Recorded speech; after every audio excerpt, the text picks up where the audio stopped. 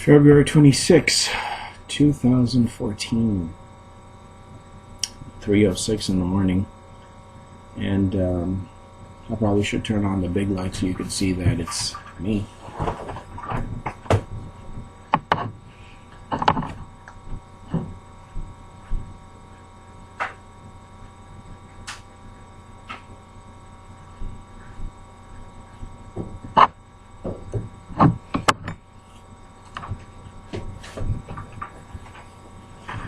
I just woke up a few minutes ago, probably about 2:50, 2:30 or so. I called 911, and I don't know who the operator was. I didn't recognize her voice. She took the call, and I reported it to the police. Same report, same rape report that I've given you guys for the last 15 years, and here I am giving it to you again. They came into the apartment. I watched the movie David for about an hour, from midnight till about 1 a.m. I went to bed, and just laying down, when I woke up, my genital was in excruciating pain because she came into the apartment, and it wasn't just her. They have a lineup. Now this is what they're doing. They've got this old black man. I don't know, he looked like he's about 75, 80 years old. The ugliest Negro I've ever seen in my life. His eyes are bulging. His mouth is, and absolutely just black. I mean, ugly black. You can't miss it. And they found him either in the homeless community or one of the communities. And now every time this man sees me, he bumps into me, he touches me, he rubs up against me, and I guess he's trying to either arouse me to anger or trying to arouse me sexually. And so that's the new guy that Gabriel just dropped the bomb on me, that they're using to rape me in the apartment. So the black community, the white community, this is what I think they did. The whites, beginning at Grace, or even before Grace, MacArthur, when they received me in the country in 81, MacArthur gave this Haitian woman permission to come out, and she's been out all the years that I've been here, sucking me off, whacking me off, using me, greasing herself, and then jumping my bones. And she's not alone in this. Probably every African woman or every Haitian woman or Jamaican woman I've ever known have done it. Anybody who's anybody from that Franklin household have tasted it or fucked it or used it some way, somehow. Well, when I went through Grace community, I think the whole purpose of me going to Grace was so I could lust after the white women and the white boys. And then it would have been their solid response would have been to judge me and redeem themselves from all this lust that's coming out of my heart toward them, by turning me over to this Haitian woman again. So this is all like people 40 years older than I am doing this. Being that I'm yellow, decent looking fellow, the prize for an old Haitian woman or for an old black woman would be to fuck me. That's the prize. The prize would be for her to use me as, because the white man gave her permission. And of course, since she's the same generation as MacArthur, that would be the pride. The pride is that I have a young man. I'm an old black woman and I get to fuck a young man. That's part of, the reward. I'm her reward. Her reward is that for whatever she submitted to in life, whether she turned her grandchildren or other people's children over to MacArthur or to the white race as a slave, the reward is to fuck me and to use me, and the judgment is to put it in my mind that this black man who now is in this building He's supposed to be terrorizing me and frightening me at the fact that, oh, I don't want an ugly black man to touch me and fuck me. And she's supposed to be the redeemer now, because she's not as ugly as he is. And she's a little bit lighter than he is. So that's, and I have to hear her in my mind, and I have to listen to her. I just got off the phone 5 minutes, and I'll tell you the truth. My foot is in pain because they won't stop giving me the pain shots. My genital is in pain because she won't stop masturbating me. She won't stop greasing her vagina, and then whatever they're using to erect my genital, it's in my body. And so my genital's in pain. I mean, my dick hurts like hell because she sits there and she sucks on it and she masturbates it and she does whatever she does to it. And there's a list of these Negroes from Haiti who does this. And now the question for me is, if MacArthur's a godly man, why would he agree to something like this, right? I mean, this is supposed to be a man of God, and yet this man is no man of God. He's supposed to be a man of God, but he's no man of God. From 1600 to 2014, they're demanding for African guys like myself, yellow guys, brown guys, black guys, to yield, to kneel and to yield to them. We're supposed to kneel and yield to the crown of these English settlers who are in America. We're supposed to kneel and yield to the hood of the white English American settlers. We're supposed to yield and kneel to their white supremacy. We're supposed to yield and kneel to their inequality. We're supposed to yield and kneel to their hate. We're supposed to yield and kneel to their abuse. We're supposed to yield and kneel to their mistreatment, to their raping, to their beatings, their homosexuality, their fornication, their Satan worship, their man worship, the fear that they put in us. We're supposed to yield and kneel to their lies, their demonism. We're supposed to yield and kneel to their assumption of leadership. They're always assuming that position. They're always telling me, you're not the lead. I'm like, yeah, well, what else is new? If I'm not the lead, then that means they are, because they're pink, right? So the issue is they tell me that the Bible is not the lead. Melinda tells me this. She says the Bible's not the lead. We're the lead. And I'm thinking, you're the lead. You murdered the Son of God. You butchered the Son of God, right? It was the white man who killed Jesus, right? Roman Empire, the white man, and you are the lead. And Gabriel is their secret weapon. That's the secret weapon of the English race. It's Gabriel Franklin, right? We're supposed to yield and kneel to their segregation. We're supposed to yield and kneel to their racism, their separatism. We're supposed to yield and kneel to their intimidation. We're supposed to yield and kneel to their global takeover. Whatever it is that they demand on account of their external physical appearance, that is their blonde hair, their blue eyes, their muscular figure, and the beauty of their face, their wealth, their money, all that they are, we're supposed to yield and kneel. Pretty much what Gabriel Franklin did. She yielded and she kneeled. And she yielded and she kneeled to the point where now she sold me out. Gabriel sold me out. Guy Franklin and his mother brought me into this country and sold me out. I don't know what they got in return for selling me out to the English race, but they sold me out. And I guess in return they get to fuck a yellow boy. What they couldn't do with Michael Duclairon, they're doing now to me. And Marianne don't want nothing to do with it, and she sold me out. I don't know if it was for $3, $300, $3,000. It could have been just for 3 pennies. But no matter what, she basically detached herself from my life. And this is supposed to be the mother now. She detached herself from my life and sold me into what I'm dealing with now, which is called modern day American slavery.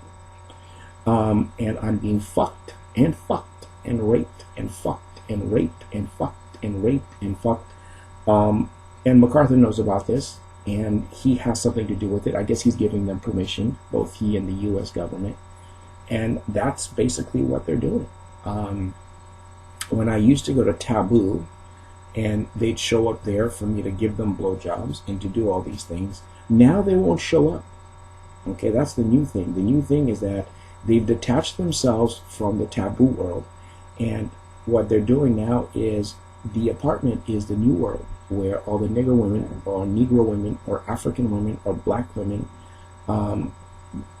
I don't know which of them is doing it. I don't know if it's the girl Felicia, who looks like or represents Marianne and Sandra, if it's the other skinny girl, the bony one, who I don't know who she is, the one with the freaked out hair who changes it from day to day. I don't know her name. I think her name is Julia. I don't think she's that type of girl, you know. So I wouldn't expect her to do it. And plus, Gabriel don't like a competition. She doesn't like pretty women because she herself is ugly, you know, and she's old, and she doesn't like beautiful women. And that girl is pretty, you know, in face and figure, but Gabriel is a dog. You know, she's the opposite of all of that, you know, and she doesn't like pretty women. She didn't like Melinda because Melinda was too pretty. You know, she doesn't like pretty white girls, pretty black girls. They have to look like her, you know, like shit. You know, that's Guy Franklin's mother to me. She looks like shit. And yet, you know, I want you who are in this nation and in this world to know that people like that still exist today. You know, people like Guy Franklin will sell your children, will bring your children into American soil, and then sell your child for slavery and use your child to satisfy his mother's sexual cravings, to satisfy his mother's lust for flesh, his mother's desire for sexual immorality. You know, Guy Franklin is a dog himself. I wouldn't be surprised if he pulled down his pants and fucked me with his own rectum. I wouldn't be surprised if his sister did it. I wouldn't be surprised if his mother and his sister and, you know, every member of his family has had their turn. Because for this to be taking place for the last 30 years, and I could feel them. I mean, I could feel them right in my stomach. I could feel their spirit. I could feel their lust. I could feel their constant desire for sex. You probably won't get to see this video because they'll stop it from playing, you know. Most of my videos, I've learned that when you try to turn it on, it does that gray thing, so that you know, MacArthur, with all his demon authority, you know, he preaches the Bible. He has the MacArthur Study Bible out, but yet he's the complete opposite of the MacArthur Study Bible. He's a commentator, but he's the opposite of everything that, you know, and I don't think he's the author of the commentaries. As a matter of fact, I'm sure he's not. I don't think he's written one commentary throughout his entire lifetime. I think what he does is he takes the work of students and he puts his name on it, sort of like the Bible. You know, he didn't write the Bible, but he'll put his name on it, and the notes are probably not even his notes. He's probably taken the notes of European students or maybe even African students. I don't know where he's getting his information from, but no man could be so callous and so hard and so harsh to use the Bible, right? And then for it to have no impact on your heart, on how you deal with humanity and how you deal with the issue of slavery, how you deal with the issue of subordination. How can a person be so callous and so hard-hearted on an issue when it's all over the Word? It's all over the Word. You know what I'm saying? If God is talking through the Bible about sex in marriage, sex outside of marriage, why is this woman fucking me? Why am I being fucked at the West Shore Apartments? Why am I being fucked every night? Why am I being molested every night? Why am I being used with the police department's knowledge of this? Even if Gabriel Franklin was representing the Queen of England, I would still say don't fuck me, because I am not a heathen. I'm not a homosexual. I'm a Christian, and therefore you don't have the right to do that outside of marriage, and do not defile the marriage bed. And just because you're an old Haitian slave, it doesn't give you the right, or just because you're a white queen, it doesn't give you the right, or just because you're a millionaire, it doesn't give you the right to fuck me without my consent. And you're fucking me without my consent. I am the Church of God. I've cursed in this video because I want you to understand I am that insulted. The Bible talks about us being sons of God. You don't treat the sons of God this way by fucking them. You don't treat Christian brethren this way by fucking them into subjugation. You don't treat the saints this way by fucking them into submission and forcing them to submit. This is all white supremacy to me. This is what the white man, the Klan, is doing to force me into submission, force me into slavery, force me to be afraid. I mean, giving me pain shots in my foot, using my genital, and then leaving me with the mystery of who done it. You know, leaving me in pain and waking me up just so that I know that I've been used again. I mean, what is that supposed to make me feel? Disappointed? What else is that supposed to extract from me, apart from disappointment? Pain? Hurt? I mean, misery? What else is that supposed to do? You know, I wait till you go to sleep at night. I gas you to sleep. I come into your apartment. I pull down your pants. I suck on your genital. I give you a pain shot, or I give you a shot in the foot that erects your genital. I use you every night, 2, 3, 4 times, 5 times, 6 times, 7 times during the course of the night.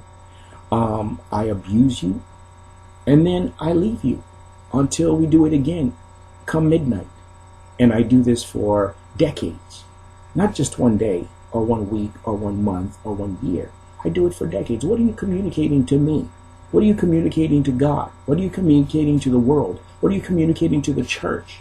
What are you saying to the world about the safety of living in an apartment? What are you saying to the neighbors?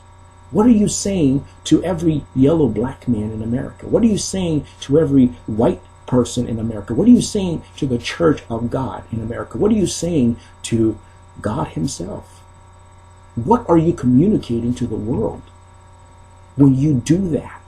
Gabriel and John MacArthur, gay community in the Klan, you African slaves, whether you're ugly or you have the loveliest face, whether you're as hideous as that man is or as lovely as some of these black actresses are.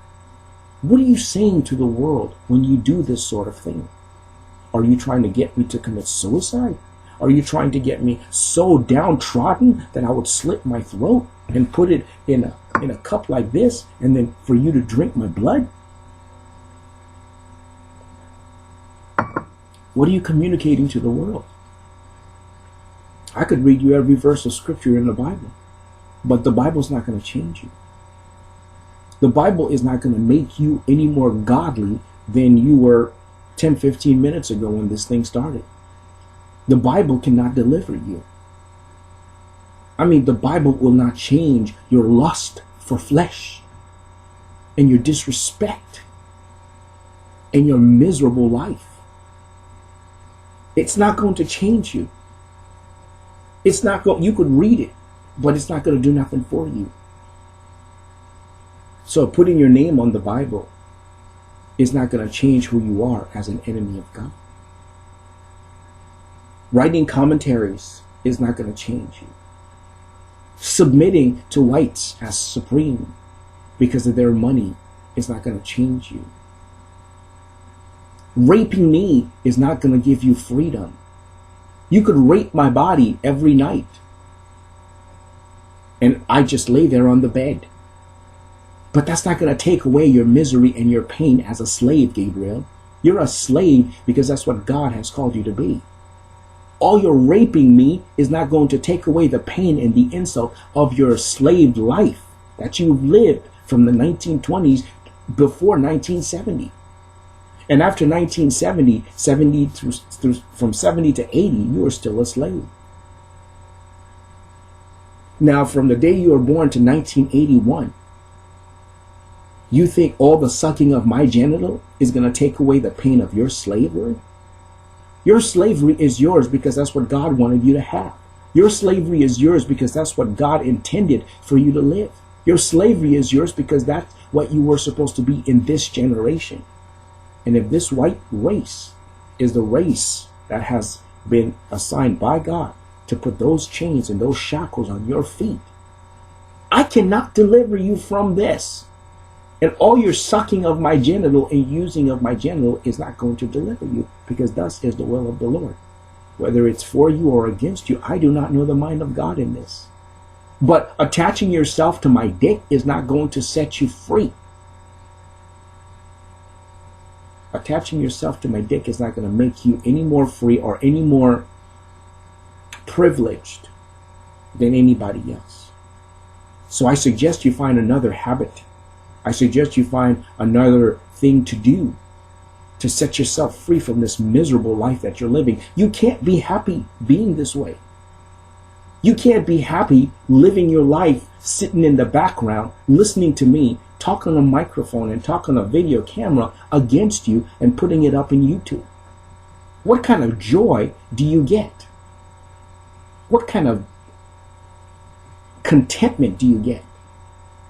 The fact that you're hiding and these people are hiding you, and what, they'll never meet you face to face, but they'll see you in 1,000 different ways through the actors. You projecting sex on me? I mean, I'm sitting on the shitter talking, reading the Bible, and you're telling me that you're going to judge me for reading the Bible? You're going to judge me by sucking on my genitals? You're going to judge me by sucking on my genitals? You're going to judge me by molesting me?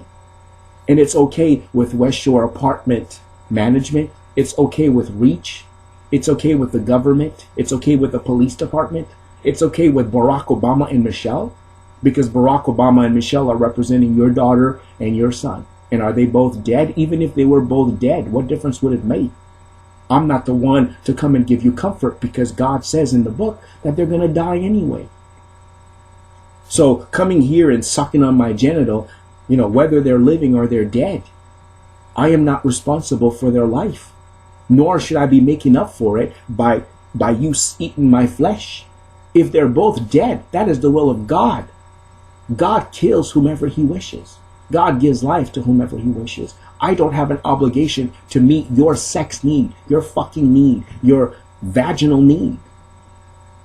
I don't have that responsibility. It is not my problem. It is something that you have to deal with. If these Europeans are too pompous to open the book and to read it and to apply it to their lives and for them to repent, that's no fault of my own. You know, that's no fault of my own. I didn't bring that upon them. I mean, if God's given them money and beauty and then turn around and given them a hateful heart or an unregenerate heart, that's no fault of mine. I mean, if they're an unregenerate people and they will never be saved and they will never be born again, that is not any fault of my own. I cannot save the European people. And no matter how much knowledge they have, and no matter what spiritual abilities they have, which is beyond me, they still have to respond to the gospel. They still have to respond to Christ. And God still has to be their judge. At some point or another, that text has to be a reality that they deal with. Whether or not they have power beyond my, understanding, they are still under a living God. And you are obviously one of their slaves. Right? You're obviously one of their slaves. And you have gone to distance. I'm talking to you directly. You're in the background, but I'm talking to you directly so that this nation knows that what's happening here in apartment 407, which also happened in apartment 420 at the Bush Hotel, which also has happened in the Bryn Mawr property in Seattle, Washington, which has happened at the Union Gospel Mission in Seattle, and the Union Gospel Mission in Portland, and the Portland Rescue Mission. I mean, what mission did you not come out in? Right? So whether I'm homeless or I'm living in my own home, you and these people, right? You have this agenda. Did you accomplish your will? Did you enjoy the taste of my flesh? Was it delicious? Did you enjoy the smell and the stench and the sickness and the disease that's in there? I mean, this is what you wanted, right? I mean, this is the other side of me graduating from the Master's Seminary. This is the other side of me being a pastor. This is the other side of me being an equal, Jonathan. Did you know that Jonathan Zabel is a Gabriel Franklin representative? Or wait, or is he the Prince of Wales? Or is he one of these witty, what do you call those people? What's this guy's name? Pharrell, what's his name? Yeah. I had no idea that this college student / roommate was going to be sitting in the background from 1996 until now. I had no idea that this man was going to be representing whoever the hell he's representing for as long as he's been doing it, for this long. I had no idea that this is what this John MacArthur had in store. I mean, you know, you meet these European people and you don't realize the evil that is hidden in their heart, and the agenda that they have. They've got an agenda to kill us, people, to destroy us. This is in the back of my Bible. This is what I have. I don't know what you have, but this is what I have. This is MacArthur, all right, and this is his people, all right. This is MacArthur and his people. This is what I'm dealing with. Okay, this is MacArthur. These are the people. This is the community that I'm dealing with. This is who they are. This is who they are, and this is what they look like when they're cleaned up. Okay, this is the demon that has empowered this Haitian woman to come out. It looks clean, but it's dirty. You understand? He looks clean, but he's dirty. These are his people. I believe that this is what his elder board probably hid from me all the years that I was there. This is the store that they brought me to so they can give me their contaminated flesh. This is their habit.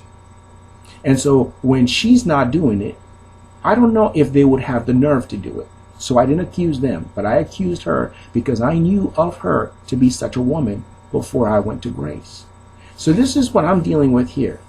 An apostate leader, a clan who hates me more than anything, the homosexuals, and here this is what they're all about, right? Now these are the people that are leading us in this nation. These are the people that are the pastors, and they're the elders, and they're the teachers, and they're all of that. You know, these are the people that we are given to follow in this generation. Back in 2004 or so, I wore this. Did you see this outfit? You see that this is a photograph that I took. I preached a sermon, and at the bottom of it says what? Remember Jesus, Matthew 1:18-25. Okay, so I wore that outfit back in a long time ago, at least a decade ago, to preach the message, remember Jesus. I'm in a situation right now where the Son of God will not respond. The Jesus that the Bible talks about will not respond. The Spirit will not respond. The Father will not respond. And maybe that's the reason why the church, or the people, the Europeans in these establishments calling themselves the church, do not respond either. I'm not exactly sure what's going on here. You know, this is a really bad situation. I mean, you've got the government who don't respond. You've got God who don't respond. You've got these Europeans calling themselves the church. They don't respond. They don't come to your rescue. And I'm thinking, wait a minute. I'm a professing Christian. These are the people who taught me the Bible. He turned. Gabriel turned. And then now there's the gay community who's turned. I'm thinking this is not a good situation. And even if I remember Jesus, right? How is this situation going to come to an end? You know, it's like, well, I'm a preacher. I'm supposed to be a man of faith, a servant of the living God. And yet, I cannot resolve this issue for myself or for these people. And I'm thinking, well, how do we come to an end? You've seen all my videos. You know everything that I've done to resolve this thing, right? Is MacArthur after another suicide? You know, like the 1974 or 79 incident with the guy who killed himself? Is that what he's looking for? Is he looking for me to, you know, so he can go back into his community in Southern California? What is he waiting for? I don't know. You Americans, you Europeans, you people who who pretend to be Christian leaders. You know that God doesn't answer your prayers. You know that God does not come down and visit your congregations. You know that you don't have the Holy Spirit, but yet you pretend like He does. You act as if your degree, the degree that you have is the direction that the Spirit of God went. And yet with that degree you can't save nobody. That seminary degree. And with that seminary degree you can't establish a church. You can't do anything with it because it's just book knowledge. Right? It's just book knowledge. But yet you pretend that that's the new level of the New Testament church. And when men like myself come into your congregation to discuss issues such as these with you and to ask you questions of how the heck do I resolve this issue with MacArthur and Franklin and the government and the gay community and the Klan, you walk away because you don't have an answer. And how is it that you don't have an answer? You 4.0, valedictorian leaders, men who have graduated from Talbot Seminary, Master Seminary, Dallas Theological Seminary, and all the seminaries of the world. And yet I cannot come into your congregation to discuss these things with you. 3:38 in the morning. And I'm thinking, how do I resolve this? My foot is in pain. My dick is in pain. My heart is in pain. My stomach is in pain. I'm sick in my stomach and my dick and my foot. I'm being molested and abused. And, my prayers don't go beyond the ceiling. God doesn't hear me. But yet these people who are supposed to be way beyond me, above me, more superior than I will ever be because of their European race, right? Because they're born European. I mean, if a person is born European, automatically they're supposed to be considered leadership. All right? At least that's the understanding that they gave me. But yet these people don't have any contact with God any more than I do. These people don't have any more power in the Holy Spirit than what I can see. And I'm thinking, well, they're sitting in the background right now. And they're listening to everything that I'm saying. And they've come out several times. They'll hiss. They'll say, okay. They'll say, you're not the lead. They'll say, you're not saved. They'll cut me down. I mean, I have the television where they come out and they cut me down. I have this other radio clock here where they cut me down. And I have a radio behind me where they cut me down. I mean, it's just like my whole life in Christ and in this United States of America is just drawing to a close because they want me dead. And this is the process, Haitians. You Haitians that are trying to get on a boat to come into this country. This is what's waiting for you. You 300, 400 Haitians climbing into these damn boats to cross the, Pacific or Atlantic Ocean to come all the way over here. This is what they're doing to us yellow guys. So you blacks that are coming here from Haiti, they've got concentration camps in Florida waiting for you. And people like Gabriel Franklin, who've been bought and trained by the whip of the Europeans, and this system is waiting for you to come so they can sell you out, so they can get your information, so they could use you, abuse you, and do whatever it is that the Europeans have in store to do to you. So don't be so quick to come to this American continent because there's nothing here. The jobs belong to the Europeans. The housing belongs to the Europeans. The churches belongs to the Europeans. The government belongs to the Europeans. These settlers took the whole thing. And the Native Americans, they get drunk. The Africans submit it. The Spanish submit it. The Asian submit it. And we Africans suffer. Unless you have been purchased, unless you have been bought, unless you have been labeled. So you Haitians, and you're probably going through hell right now down there with cholera and AIDS and HIV. And from what I hear, you've been given a new disease. And who knows for what purpose or reason. And some of you are going to come up here and sell out your brethren. What word of comfort do I have for you? I don't. because this is the misery that all of us are being born into. This is the slavery that Europeans have been given, to be born, to be evil, to be wicked, to be wretched, to be sinful, to murder, to butcher, to sell you out, to bleed you, to kill you, to take you out of your country, to drag your name down, to murder your sons, to murder your daughters, to cut you down and rape you of your humanity, rape you of your whatever life God had intended to give to you. When you get over to this side, this is the slavery that they've been given by God.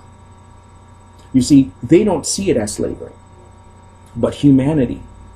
I don't believe that God ever intended humanity to be so evil. I won't tell you what I believe, but I don't think God intended for humanity to be so wicked and so evil and so wretched. And these people, that's all that comes out of them. And all of the money in the world and all the high society does not hide that evil, wicked spirit that is raging inside of them. All of the beauty and all the whiteness of the world, because they always have to be on their guard. They always have to be ready to fight.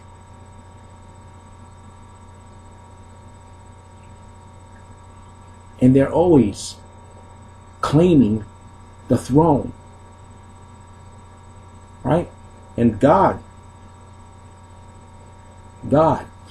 when you read the Bible about the attributes of God and who God is, right? The way the Bible presents God, they're the complete opposite of it. They're on the other spectrum of who God is. But them, they're a wicked people.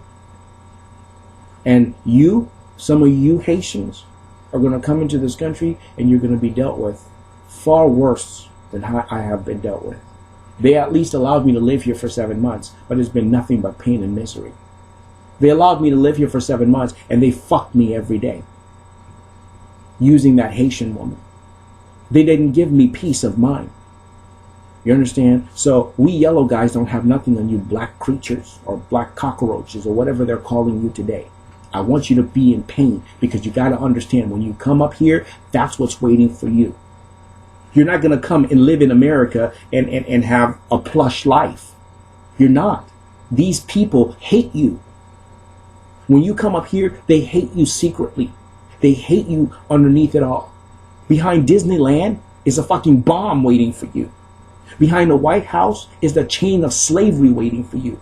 Behind the smile of an actor and actress is their hate and their seething hatred waiting for you is their clan. Everything that you would think behind the pornography and the nudity is slavery. Everything that you would want from their race, their daughters, their sons, their children, the marriage, the whole thing is death. So when you come here, whether out of Africa or out of the Caribbean or out of whatever country, and you've mixed blood with any of those other nations, you come into American soil, you will suffer. Because these people are all about the suffering. And let me tell you, they'll give it to you for a season, 6 years, 7 years, but then they have to come out and defend themselves as a family, as a race. And they hate you.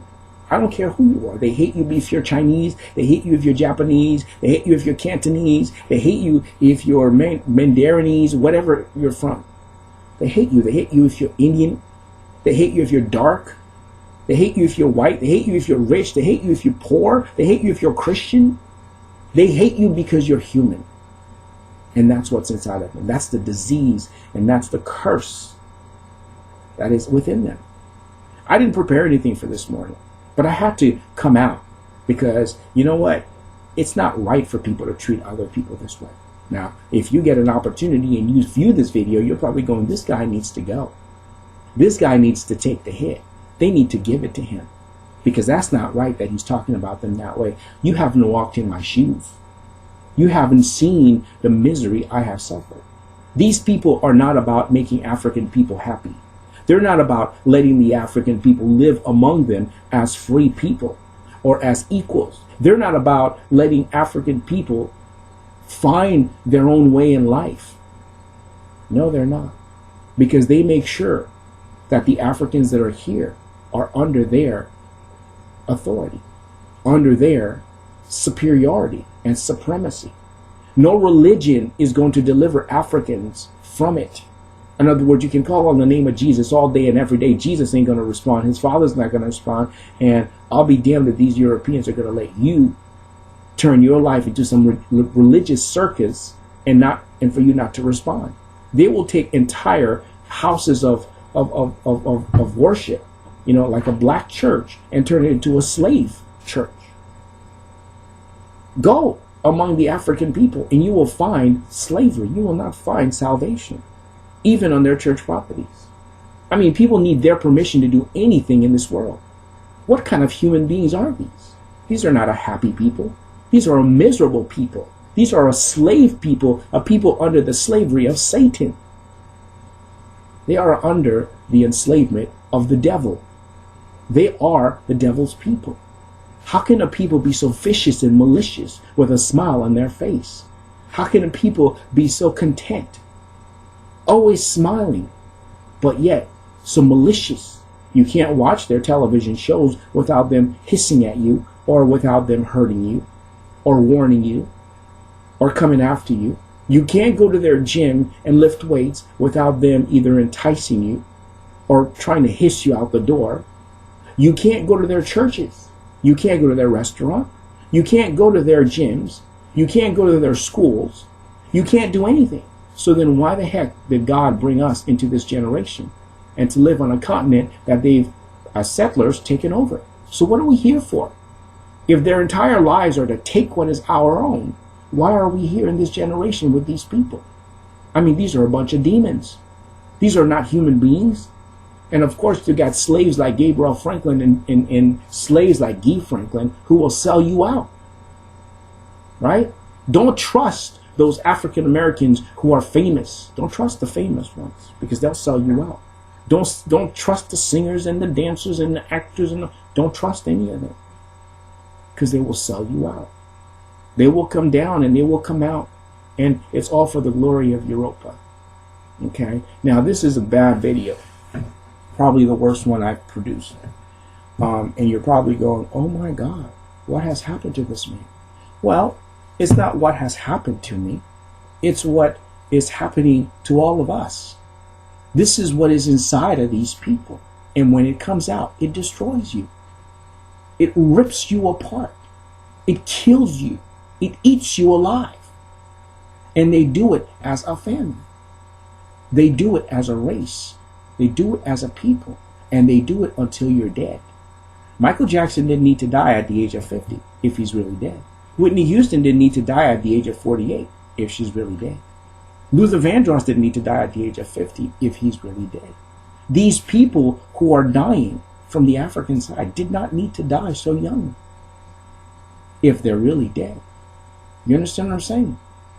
And it's not just those, but it's the young ones that are being held captive in jail so that they don't graduate from high school. It's the young ones that you and I will never see or will never know came through this time frame called life. It's the young ones whom their parents have sold into slavery and are brought into European countries to be slaves, to be shipped. It's still going on today, people. Look at that. You may be a slave when watching this video. You may be a sex slave. You may be a gay slave. You may be getting fucked by the European people and what? And giving them children as slaves. So you could be a Hispanic slave. You could be an Asian slave. You could be a Indian slave. You could be a slave out of Africa, out of Mexico. You could be a slave out of Jamaica. You could be a slave out of Haiti. You could be a slave out of anywhere. Anybody living in America has to deal with the issue of slavery. And these are the people that God has raised up in this generation to give it to you. These are the people. This is the nation. This is the race. When you see them walking around, guess what's raging inside of them? Slavery. When you see them in Congress, guess what's inside of them? Slavery. When you see them acting in the acting world, guess what's inside of them? Slavery. Slavery, slavery, slavery. And no matter how much you preach salvation, slavery is what is inside, not salvation. The Spirit of God is not in any of them.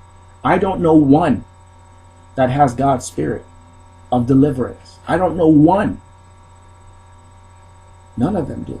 They're all demons. They're all led by demons. They all belong to demons. And their bodies, are used by demons for the pleasure of demons. I've said more than enough this morning, to sort of discourage the heart. Now, a lot of my videos preach salvation and preach the Bible, but I had to come clean. I had to empty out what was inside, and I wanted to share it with you. As bad as it sounds, somebody needed to hear it, to know that this is what I'm dealing with. These are the cards. When you play cards, you have a dealer who shuffles the card and who gives you a set of cards. You don't, and the dealer doesn't know what he's giving you, but you have a set of cards and you're looking at it and you're going, wow. So this is what it means to be an American, huh?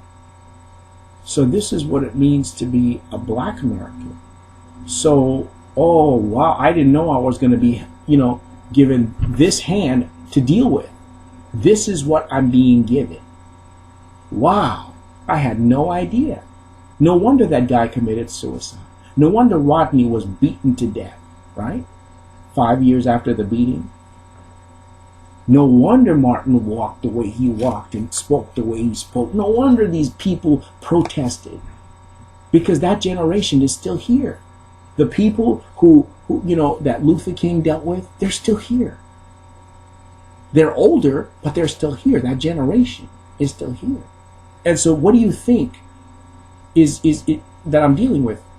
Those are the people that I'm dealing with. MacArthur was one of them. He was a leader, who probably stood against Luther King. So that's the generation that caught up to me. The generation of separate but equal. The generation of Jim Crow. The generation of you niggers sit in the back and eat in the back.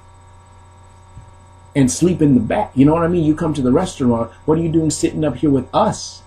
We're so important and we're so beautiful. What are you doing here with us? Famous, rich, beautiful, white, pink skin. That mentality kicks in. That demon mentality kicks in. That slave mentality. I'm so pretty. Look at me. And I'm so dainty. And you have to ask yourself, where is God in all of this? For the last 47 minutes, where is God, Kevin? What happened to your salvation? You cannot hide behind pretty words. You cannot hide behind biblical Christianity. You cannot hide behind the doctrines of Scripture. You cannot hide in a building calling yourselves the church. You have to deal with the reality of what it means to be an African and American living in this painful world and being given this hand to live. This is your life. And when they give it to you, it is painful. You got to deal with it. You can't, it doesn't matter what you say to the table. It doesn't matter what you say to the other players. At some point, you're going to have to pick a card and you have to put it out. And then when the issues come up again, you're going to have to choose another card and put it out. In other words, there has to be a response. You've been dealt a set of cards. You're playing, and so has everybody else around the table. Everybody gets a set of 8 cards, 4 cards, 6 cards, 3 cards, 2 cards, however many. But you got to deal with it, right? And that's what I'm dealing with. So if tonight you heard cursing, it's because I'm angry and I'm upset and I'm hurt at the fact that I cannot get around this hurdle. If you've heard me say things that are derogatory to the American people, the English people, the European people, whatever you want to call them, it is because those are the people that are at the root of this situation. If you've heard me say things against the Haitian family, it is because for all the years that I've been here, they've never released me so that I could be free. But instead, they've increased their position and given me more pain. And she tells me in my ear, go back to Haiti. But tell me, you who know the Haitian island, tell me what's in Haiti for me to go back to. A new job, a new home, some new girlfriends, some beautiful young Christian princess. What do I have to go back to Haiti to? If they're all getting on boats, overloading the boats, and tipping the boat over on their way here to get the hell off the island, what am I going back to? You tell me. What's their education system like? What's their seminary like? What are they learning these days? How's the food in the medical world that's down there? Because I need medication to live. Where am I going to live? Do they have these new apartment complexes down there that are, all built up?